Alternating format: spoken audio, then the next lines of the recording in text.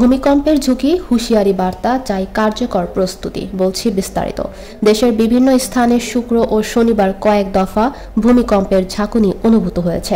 এই ভূমিকম্প আমাদের অপ্রস্তুত অবস্থাকে আরেকবার চোখে আঙুল দিয়ে দেখিয়ে গিয়েছে। শুক্রবারের 5.7 মাত্রার ভূমিকম্পে 10 জন মানুষের মৃত্যু এবং 6 শতাধিক মানুষের আহত হওয়ার ঘটনা শুধু একটি প্রাকৃতিক দুর্যোগের ব্যাপার নয়, এর চেয়েও বড় সমস্যা। এটা আমাদের নগর পরিকল্পনা, অবকাঠামো, নিরাপত্তা ব্যবস্থা ও জনসচেতনতার ভয়াবহ ঘাটতি।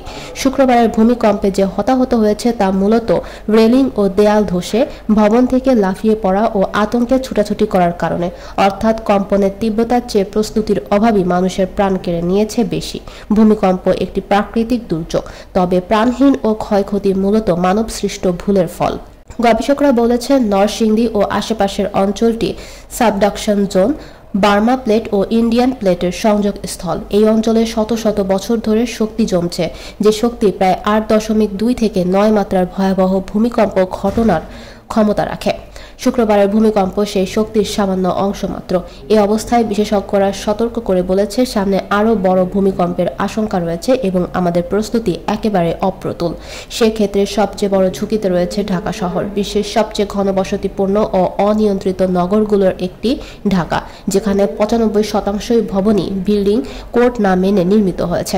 ব্রিটিশ আমল থেকে শুরু করে পাকিস্তান যুগের ভবন এখনও ব্যবহৃত হচ্ছে।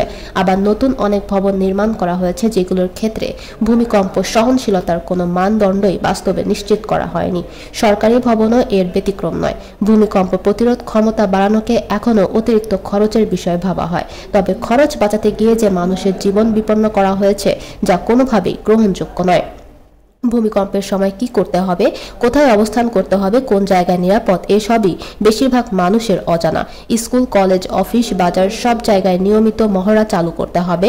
বিশেষজ্ঞরা যে ন্যাচারাল হ্যাজার্ড গেম তৈরির প্রস্তাব দিয়েছে, সেটিও যুগোপযোগী করতে হবে। উদ্ধার কাজে কোটি কোটি টাকার প্রকল্প গ্রহণ করে লাভ নেই।